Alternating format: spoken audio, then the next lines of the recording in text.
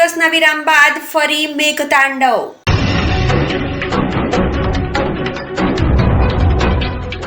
મહુવા શહેરમાં 1 કલાકમાં 3 ઇંચ કરતાં પણ વધારે વરસાદ વરસ્યો। સવારથી જ વાદળછાયા વાતાવરણ વચ્ચે બપોર બાદ મેઘો મહેરબાન। આજે પણ બપોર બાદ મેઘરાજાએ ગાજવીજ સાથે જોરદાર બેટિંગ કરી છે, ત્યારે મહુવામાં 3 ઇંચ જેટલો વરસાદ પડવાથી મહુવાના નીચાણવાળા વિસ્તારોમાં પાણી ભરાયા। મહુવા તેમજ આજુબાજુના ગ્રામ્ય વિસ્તારોમાં લોંગડી, જાગધાર, કંટાસર, નીપ, ખાટસુરા, સથરા, કળસાર, દયાળ જેવા ગામોમાં પણ વરસાદ વરસ્યો। મહુવાના જનતા પ્લોટ, વાસી તળાવ, police station, marketing yard, Mahuva શાક માર્કેટ તેમજ નીચાણવાળા વિસ્તારમાં ભરાયા પાણી ભરાતા લોકોને ભારે પરેશાનીનો સામનો કરવો પડ્યો। જ્યારે જૂના બગીચા ચોકમાં પાણી ભરાતા શાળાએ જતા વિદ્યાર્થીઓને ભારે મુશ્કેલીનો સામનો કરવો પડી રહ્યો છે। ચોમાસાની શરૂઆતમાં જ પાલિકાની પ્રી મોન્સૂન કામગીરીની પોલ ખુલ્લી પડી છે। મહુવા નગરપાલિકા દ્વારા માત્ર ને માત્ર કાગળ પર જ પ્રી મોન્સૂનની કામગીરી કરી હોય તેવું આ દ્રશ્યો જોયા બાદ લાગી રહ્યું છે। મહુવાની સ્થાનિક જનતા પારાવાર મુશ્કેલીનો સામનો કરી રહી છે, ત્યારે હવે જોવું એ રહ્યું કે મહુવા નગરપાલિકા ક્યારે ઘોર નિંદ્રામાંથી જાગશે અને કામ કરશે। નીચાણવાળા વિસ્તારોમાં પાણી ભરાતા જનતા પ્લોટ વિસ્તારની નગરપાલિકાના ચીફ ઓફિસરે સ્થાનિક લોકોની મુલાકાત કરી સ્થાનિક લોકોને બાંહેધરી આપી હતી કે વહેલી તકે આ સમસ્યાનો ઉકેલ આવશે। તો જોઈએ આ અહેવાલમાં મહુવાની સ્થાનિક જનતાને પડતી મુશ્કેલીનો સામનો લોકો કઈ રીતે કરી રહ્યા છે। રિપોર્ટ બાય ચિરાગ ચોટલિયા, કલમ યુથ ન્યૂઝ, મહુવા। મારું નામ પરમાર અજયભાઈ છે।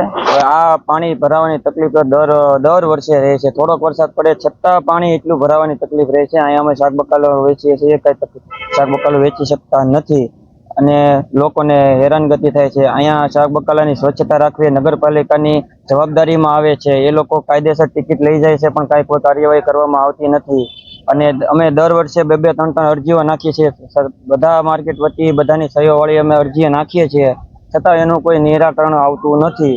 તો હવે તંત્રને એવી ઓલી કરીએ છીએ કે વહેલાસર શાક માર્કેટમાં પાણી ભરાવાનો પ્રશ્ન સોલ્વ કરે તો સારું કહેવાય।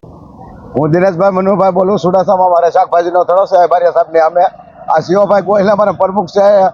ચૂંટણી વખતે એમ કહે છે કે અમે આ વસ્તુ કરીને આ વસ્તુ કરીએ ને આમાં આમ તો જાહેરાત કરે છે। તો આ અમારે પાણી તો કેટલા વર્ષથી ભરાય, દર વર્ષે ભરાય છે। આવું હુકમ જુલમ કરો કોઈ બી માણસોને। આ અત્યારે દુકાનોમાં બકાલું પડ્યું, શાકભાજી અથડા નથી દેખાતા તમને? આ માણસોની પબ્લિક આ તે વસ્તુ આમ તો મોટી મોટી વાતો કરે, અમને મત આપો, ભાજપને મત આપો, ભાજપને આપો, ભાજપને આપીએ તો ભાજપ કરી શું દે? નગરપાલિકાની ચૂંટણી કાંઈ વસ્તુ અમારું કામ કરી દે। આ કેટલું પાણી છે અત્યારે, કેડે કેડે પાણી છે?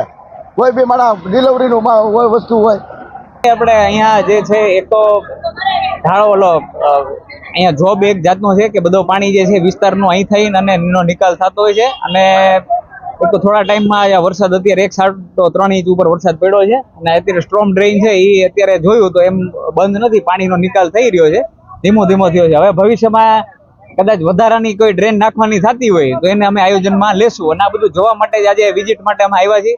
એટલે અમને ખ્યાલ આવે કે ભાઈ અહીંયા કયા વિસ્તારમાં શું પરિસ્થિતિ છે અને કેવી રીતે એનો અમે ભવિષ્યમાં નિકાલ કરી શકીએ।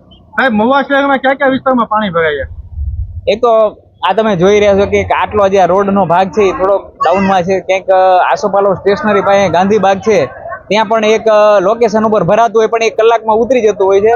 બીજું ગાયત્રી ઝુંપડપટ્ટી વિસ્તારમાં પણ થોડું પાણી ભરાવાનો પ્રશ્ન ત્યાં રહેતો હોય છે અને બાકી નાના મોટા જે કંઈ પણ વરસાદ રોકાય એના અડધી કલાકમાં કે 40 મિનિટમાં નિકાલ થઈ જતો, મતલબ પોલીસ સ્ટેશન પાસેનો વિસ્તાર છે કે એ બધો નિકાલ થતો હોય છે।